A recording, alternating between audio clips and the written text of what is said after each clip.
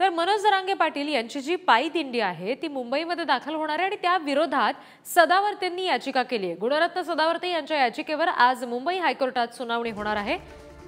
न्यायमूर्ती रेवती मोहिते यांनी सुनावणीस नकार दिला आणि त्यानंतर मुंबई हायकोर्टातील दुसऱ्या खंडपीठासमोर आता गुणरत्न सदावर्ते यांची ही याचिका ठेवली जाईल आणि त्याच्यावर सुनावणी घेतली जाईल।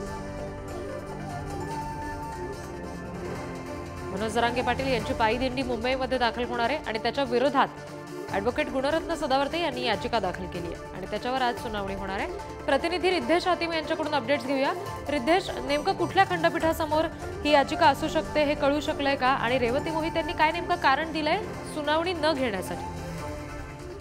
नक्कीच आपण पाहिलं मनोज जरांगे पाटील यांच्या नेतृत्वात मुंबईत होणाऱ्या आंदोलनाला विरोध करणारी याचिका ही सुधारणा करण्याचा आदेश मुंबई उच्च न्यायालयाने याचिकाकर्ता अर्थात गुणरत्न सदावर्ते यांना सोमवारी दिला।